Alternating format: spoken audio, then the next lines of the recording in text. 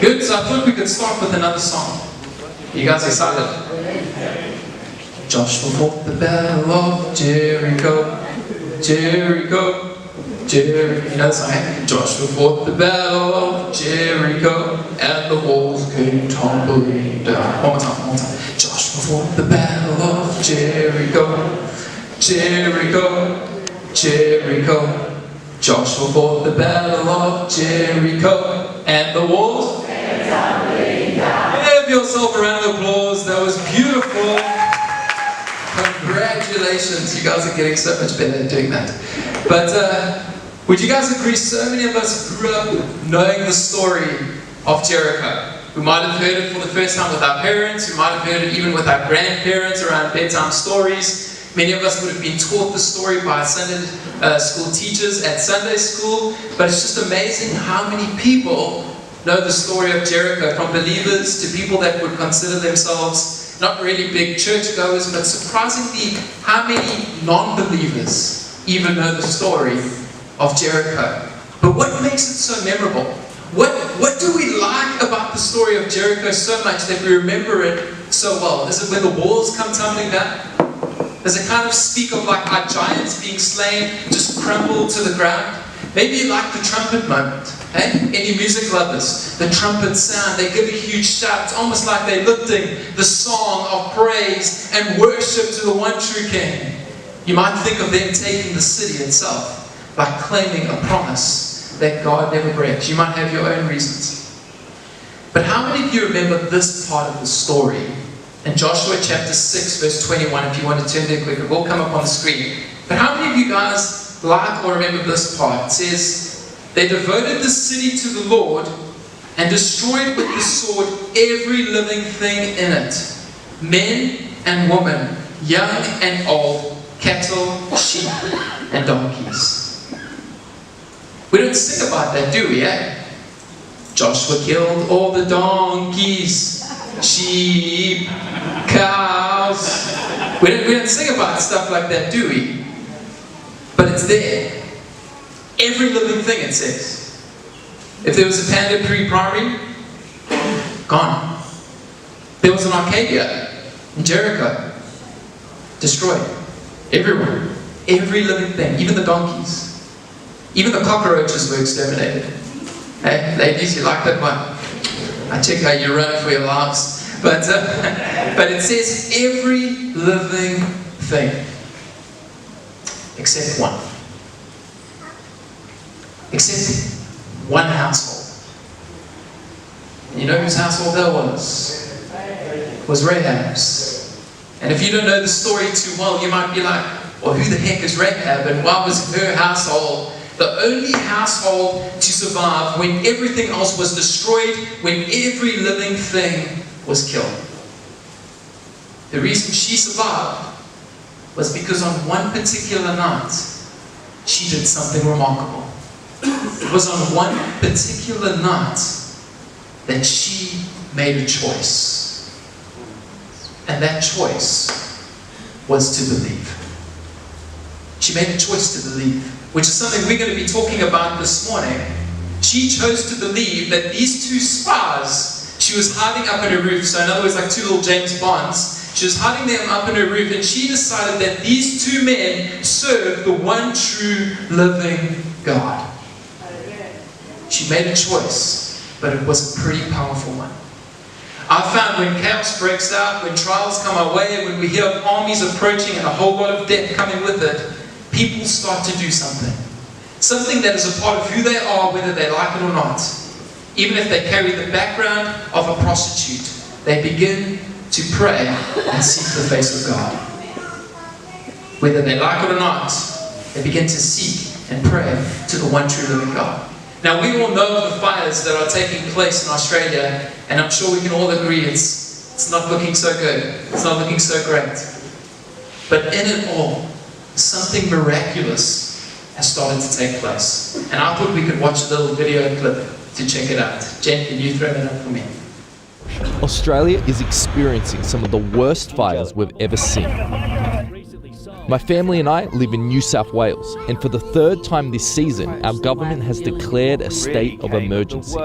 But in the midst of this, more people are praying to God than I've ever seen before, including people that wouldn't usually pray. Siren started up, and at that point, I was praying. I was an atheist, mate, for 25 years. I don't pray to the Lord very often, but yesterday, I never prayed so hard in all my life. In this tumultuous time, many Christian groups are gathering to pray. My church congregation have been asked to pray and fast for rain. And prayer is extremely important. But how many of us are actively finding ways to share the gospel in a country crying out for hope? Watch what can be done whilst at a park with my family. Where are we going to go? To the park! Using 3 simple questions and a 20-second video on my phone. I've been stunned by what's happened, as I know you guys would have in the last 3 months. There's fires all over Australia at the moment. It's probably some of the worst fires we've seen in maybe even Australian history. It's really scary. We holidayed in Lake Conjola in November, and it's burnt down now. Yeah. Are you for real? Yeah, so the whole entry into Lake Conjola is gone. Yeah. It's insane. My goodness. And you guys, I'm sure, would agree with this, but Australians, when things are difficult, they seem to get together and really give each other a hand. Have you guys found that? Yeah, we actually did that. We all got together and put some money in and bought some beers and ciders for the guys at Wyoming. A lot of people have opened their homes to people that have been evacuated. Yeah, you band together to help your fellow man, which is a good thing to see, especially when you're experiencing scary situations like the fires. Yeah, absolutely. And speaking of scary situations, something I've found that Australians are doing more than any other time that I remember is really praying. Even some people who don't usually pray have been praying. Let me show you a little video example of this. Well, this is just from ABC and Channel 7. Have a look at this. Siren started up, and at that point, I was praying. I was an atheist, mate, for 25 years. I was praying to God, I was praying to Jesus, turn the wind. The team here is amazing, and it's due to them and the prayers from the whole country that we survived. Yesterday I thought I was going to die. I really did. And I don't pray to the Lord very often, but yesterday, I never prayed so hard in all my life. Why do you think that people, when their life's in risk or they're in a dire situation like we are at the moment, why do you think people turn to God, turn to prayer? I think it's a bit of a natural instinct. And no matter what you believe in, there's a creator, and you want to know that creator is got your back and is there for the people. And we're atheists, and I would do the same thing. I would pray. That's interesting. Yeah, I'd agree with that. People run out of options and feel that they have to look for something, I guess, beyond themselves. I think it's also the hope that there's something else that could help. It's often a last hope, I guess, for people. When there's tragedy, people tend to realise that they're not always in control, and it gives them reassurance to reach out to someone higher than them. Have you found yourself at all calling out to God or praying recently? Yeah, I had a meltdown on New Year's Eve with the fires up at Charmhaven. I can't say that I have. I'm not religious. Well, I'm Christian, so I do try to, and not just in times of strife like now with the bushfires, but every day as well. Have you found yourself turning to prayer in the midst of any of this? Yeah. All the time. Yeah. To be honest, don't know who to, but it's to someone out there listening. You just hope for the best for everyone. Yeah, pray regularly. After just a few questions and a short video, people were open to hearing the gospel. It says in the Bible that God has put eternity on man's hearts, and we know that we're not going to live forever. As well as a presentation called the 3 Circles. This first circle represents brokenness. We weren't made for brokenness, we were made for something called God's perfect design. But we as humans, we turned away from God, and something called sin separated us from Him. People allowed us to pray with them. Lord, we thank you for Australia. We just ask that you would send rain to put these fires out. And we were able to plant seeds in the lives of those who haven't yet received Christ. But I would encourage you not to wait until times get difficult. I want you guys to have eternal inheritance with Him in heaven. Say, Jesus, I need you as my Saviour. Today I give my life to you, just in your own time. We're also able to encourage other Christians to share their faith. So I encourage you guys as Christians as well. People are really ready and opened at the moment. Do you think a conversation like what I've just chatted with you guys about could be an encouragement to Christians to step out and chat to people about what's going on at the moment? Yeah, definitely. It certainly is an important opportunity more than ever to be what we've been taught and what we've been committed to do as Christians. An important opportunity Christians can even take at a park with kids. Please pray for Australia through this crisis. But whether your country is in crisis or not, if you're a Christian, share the gospel. And if you're not sure where to start, try asking people a few simple questions.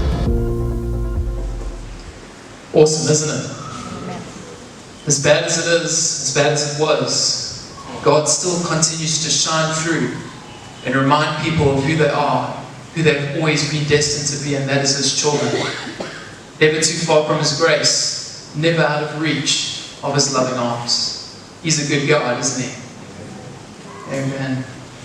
Because the falling of the walls of Jericho and the taking of the city, well, we're going to come to find that was only the middle of that story.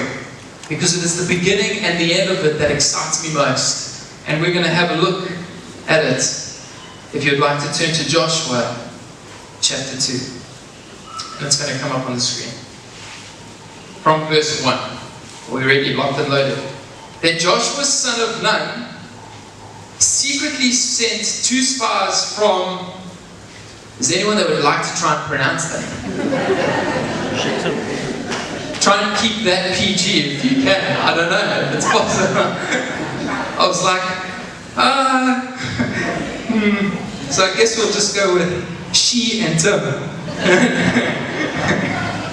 Because, you know, people come up to me, you know, that pastor, he swore from the pulpit. You know, but anyway, he says, go and look over the land, he said, especially Jericho. Especially Jericho. I wonder why he said that. In other words, he's like, he gathers the 2 spies and he says, I want you to go and check the place out, but I want you to focus especially on Jericho. And they might be like, wow, well, what's there, Josh? What makes Jericho so special that we need to focus on it? And I can just picture, just be like, I'm not entirely too sure, guys. But I can feel it in my spirit. God's going to move there. God's going to do something incredible there. Can I say something this morning? Especially City Hall Lighthouse Church. Especially City Hall Lighthouse Church. People are going to come from afar to check out the bluff, but especially City Hall Lighthouse Church. People are going to come to see the city of Durban, but especially City Hall Lighthouse Church. Friends, I believe it. Every Sunday when we come here, I can feel God moving in some new way in my heart, in my spirit, in my soul. 2020, if I could just repeat what has been already said this morning, what Toby focused on 2 weeks ago, breakthrough. And I don't know about you, but I don't want to miss it. I want to be around to see it with my own 2 eyes. I want to see the walls falling. I want to see people entering into something new. More into His glory, more into His love. Especially Jericho. Let's continue reading. So they went and entered the house of a prostitute named Rahab and stayed there. It's quite a quick transition, isn't it? It must have been at this point where the 2 spies were like, no wonder Josh said especially Jericho. We just arrived and we've already entered into a prostitute's house free of charge. Doesn't get better than this, does it? No, it wasn't like that. Don't stress. But I want to ask you a question. Do you believe that God would send an entire army, break down a city's walls to save a prostitute woman named Rahab? A person whose life reflected sin on a daily basis. Do you believe He would do it for you? Because we sang about it this morning, didn't we? Send out an army in the darkest of nights. Never stop searching for you in the hardest of fights. Do you believe it? Because if you don't, I want to encourage you, start believing it. Because just what He did for Rahab and what we're going to discover as we continue reading, He wants to do for you. He wants to set you free. Because as we read, we're going to discover that with God there is always so much more to come. He has something far greater in store for each and every single one of you. Isn't that exciting? That should be enough to get us excited. Let's continue reading from verse 2 to 3. The king of Jericho was told, look, some of the Israelites have come here tonight to spy out the land. So the king of Jericho sent this message to Rahab: bring out the men who came to you and entered your house, because they have come to spy out the whole land. Doesn't it seem a little bit strange that the king would only send a messenger? Like, I don't know about you, because I've watched enough movies, and trust me when I tell you, I've watched a lot of movies, I love movies, to realize that if the king finds out that there are 2 spies in his kingdom, he's not going to send a messenger with a message. He's going to send half his guard, if not all of them. Hey? Shady. He would send them, but no, he sends a messenger. But that's not it. The messenger won't even step into the house. He's like, you need to bring them out here. We don't dare step into the room with them. Because come on, guys. Guards could have been sent in there. They could have turned that entire place upside down. They could have flipped tables. They could have checked the rooms. They could have emptied closets. And they wouldn't have worried that it was a prostitute's house. Many of the guards had probably been in there in the past because of her profession. But no, they dare not step into this household. Why is that? Can I remind you of something this morning, friends? The enemy is afraid of what God can do. The enemy is even afraid of what he can do through you. I believe if it were any other men, anyone else, God would have been sent into that house and they would have turned it upside down, captured these men, brought them to the kingdom, probably thrown a bit of torture, interrogation, in a prison cell, and most likely executed. But no. Because these weren't just any 2 men, were they? They fight in the army of God. They've seen miracles with their own eyes. They knew what it meant to trust God in a wilderness for 40 years, to receive manna from the heavens, to be led into a promise that cannot be broken. The enemy is afraid to step into a room with passionate believers who live to advance the kingdom of God. He's afraid. The kingdom of Jericho and its king, they were afraid of these 2 men. Verse 40:11. But the woman had taken the 2 men and hidden them. She said, yes, the men came to me, but I did not know where they had come from. At dusk, when it was time to close the city gates, they left. I don't know which way they went. Go after them quickly. You may catch up with them. But she had taken them up into the roof and hidden them under the stalks of the flax she had laid out on the roof. So the men set out in pursuit of the spies on the road that leads to the fords of the Jordan. And as soon as the pursuers had gone out, the gate was shut. Before the spies lay down for the night, she went up to the roof and said to them, I know that the Lord has given you this land, and that a great fear of you has fallen on us, so that all who live in this country are melting in fear because of you. We have heard how the Lord dried up the water of the Red Sea for you when you came out of Egypt, and what you did to Sihon and Og, the 2 kings of the Amorites east of the Jordan, whom you completely destroyed. When we heard of it, our hearts melted in fear, and everyone's courage failed because of you. For the Lord, your God, is the God in heaven above and on the earth below. How's that last line? Your God is the Lord of heaven above and earth below. We would expect that to come out of the mouth of a priest, wouldn't we? But no. It comes out of the mouth of a prostitute. A sinner. Just like you. Just like me. But it was on this night that she says it out loud. It is on this night, in the presence of God and His men, that her heart starts to cry out, saying, God, I need you, because the only way I'm going to survive this is by your grace and love for me. Because I know I've messed up. Half my life is filled with sin. I've really stuffed up. But I believe that you can save me. I believe in you as the one true King. verse 12 to 19. Now then, please swear to me by the Lord that you will show kindness to my family, because I have shown kindness to you. Give me a sure sign that you will spare the lives of my father and mother, my brothers and sisters, and all who belong to me, and that you will save us from death. Our lives for your lives. The man assured her, if you don't tell what we are doing here, we'll treat you kindly and faithfully when the Lord gives us this land. So she let them down by a rope through the window, for the house she lived in was part of the city wall. She said to them, go to the hills so the pursuers will not find you. Hide yourselves there 3 days until they return, and then go on your way.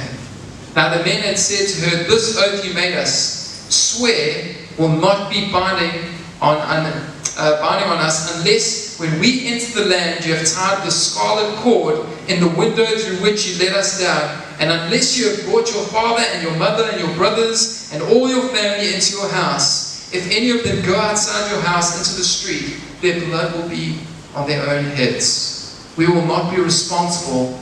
As for those who are in the house with you, their blood will be on our head if a hand is laid on them. Quite an intense conversation. But I can just imagine at this point of the story, Rahab's adrenaline must have been pumping pretty hard. She's busy hiding 2 spies, 2 James Bonds up in her roof. She's just had a messenger sent from the king. Hey, you need to send those guys out here. She must have been thinking, heck, it's not looking too good. It's not looking too good for me. But I'll still believe. She's a bit on edge. So is the one spy. He's on the edge of the window. But I can just picture as the last spy is about to departure down the road out of the window, I can just see Rahab doing like a final shout out, like, are you sure? Like, how can we be sure this is all going to work? You know, like the king, is he not going to come and kill me? Like, with so many soldiers rushing into the city, there's thousands of them, how the heck are they going to know about me and my little household? How can we be sure we will be safe? And it's in this moment that I picture the one spy. Something catches his attention. And it's the rope. But not so much the rope, but more the color of the rope.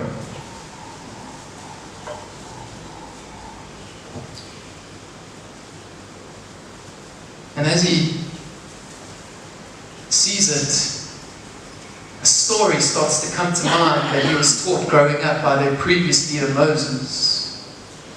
And it's a story he starts to share with Rahab and her family. If some of her family members were already there at the house, we're not too sure, but he starts to share a story with her, and he says, Rahab, a few years ago when my grandparents and our families were still stuck in Egypt, God sent an angel of death to pass over the city.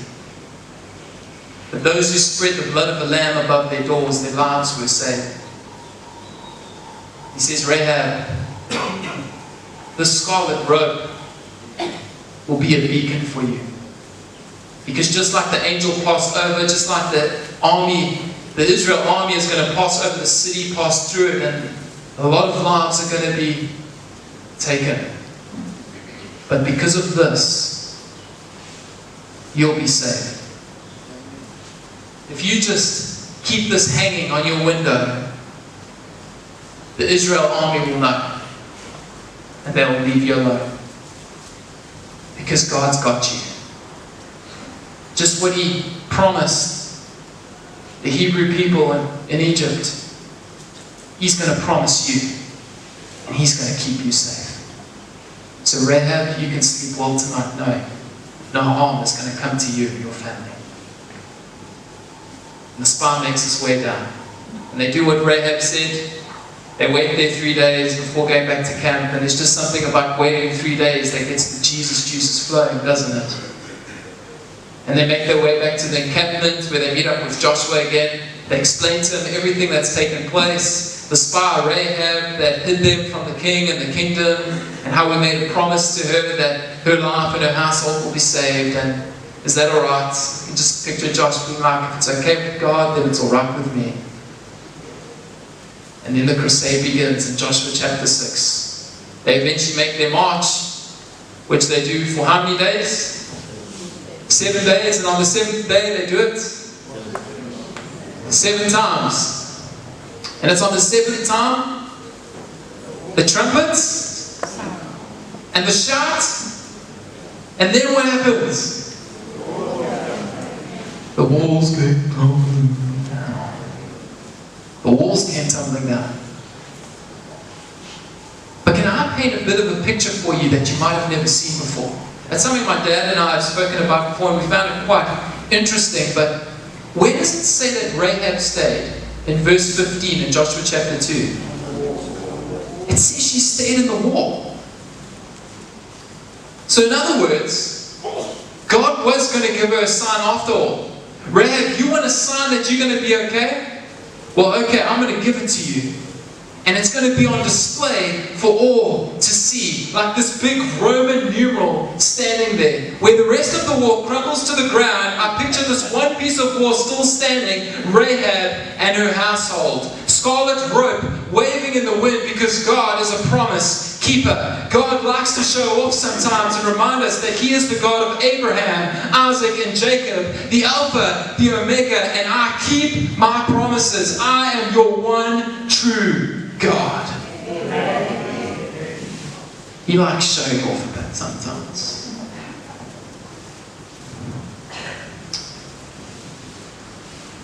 Have you ever wondered why God made the army march for 7 days and on the 7th day do it 7 times before some action started to take place? You might say, well, was to build their faith. You might say, maybe it was to teach them a bit of patience, a bit of perseverance, some trust. You might say, maybe it was even to help them locate Rahab's house. Oh, there it is. Okay, now we know. Maybe it was all of those things. It's not exactly clear in Scripture as to why God made them do that for that exact reason. But if we believe God would send an army, crush a city's walls, and save a prostitute named Rahab, surely we believe He would have done it for others. God always has a plan, and He always knows what's to come, doesn't He? If He had done it for Rahab, surely He would have done it for others. In other words, if Rahab had a friend, and she shared with this friend her belief, her faith, this army that's coming, I actually believe that they serve the one true living God, and as a result, this friend also starts to believe and declares in her heart, yes, I too believe their God is the God of heaven and earth below. Wouldn't her life have been saved?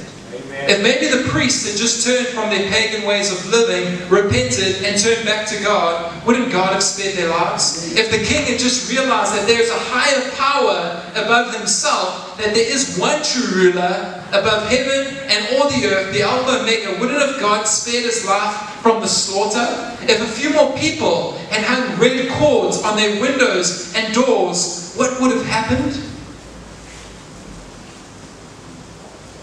God always has a plan, and He always knows what's to come, but He always gives us a choice. In our sin, in our pride, in our selfish ambitions, He always gives us the opportunity to choose Him instead. 7 days? Just maybe, God was giving the city of Jericho that exact same opportunity. In other words, God's like, guys, there's an army coming and a lot of death with it. But I could change that. You too could be a part of my kingdom. But only one person made the right choice. Only one person started to believe. And it was Rahab. Pagan prostitute who knew nothing other than the name of Israel's God. I love what Andy Stanley writes in one of his books. If I can just get there quickly. He says, God hates evil and He loves people. God punishes sin and extends His grace to sinners. I believe if a few more people had just believed, their lives would have been spared. Because we serve the rescuer, don't we? We serve the rescuer. I'm going to end off with one last scripture in Joshua chapter 6, verse 25. It says, "And Joshua spared Rahab the prostitute with her family and all who belonged to her, because she hid the men Joshua had sent as spies to Jericho. And she lives among the Israelites to this day." How beautiful is that line? She lives among the Israelites to this day. Because the book of Joshua would have only been written a few years after this whole situation. But as the book's being written, who's still around? Rahab. She's still around. She's still around. Accepted into the community. An adopted daughter into the covenant and into the kingdom. A community that would have stoned her because of her past actions according to their laws, but because of the covenant she has made with God, she is now saved and made new.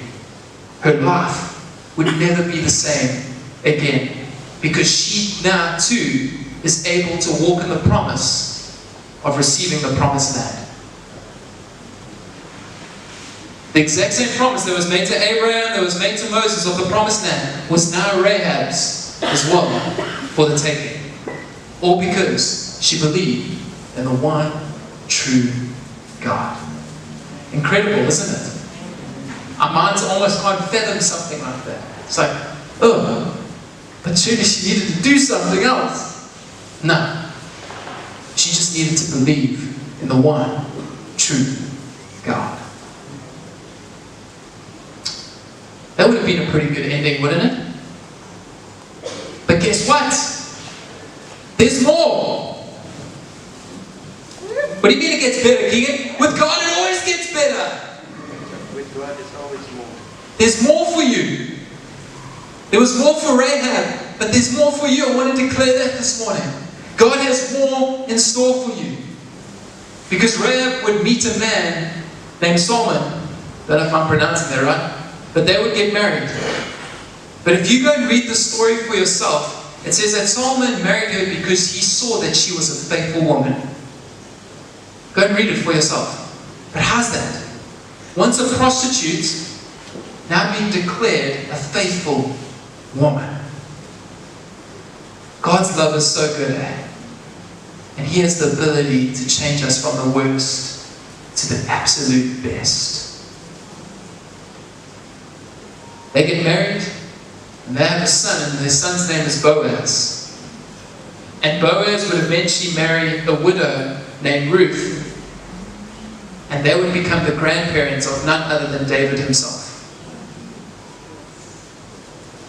And as you know, it's out of David's line that we eventually have Jesus. Who would have thought God would have gone to fetch a prostitute to keep the royal line going? Rahab goes from Rahab the harlot to Rahab the mother of kings. She goes from Rahab the harlot to Rahab the mother of kings. She lets go of her past so that she can walk and live in a brighter, greater future. So I'll ask you again. Do you believe that God would send out an army, break down a city's walls to save a prostitute named Rahab? Do you believe He would do it for you? Especially you. I want to say that this morning. He would do it especially for you. God's grace is slow to judge, but it's extremely quick to deliver. It's slow to judge, and it's quick to deliver.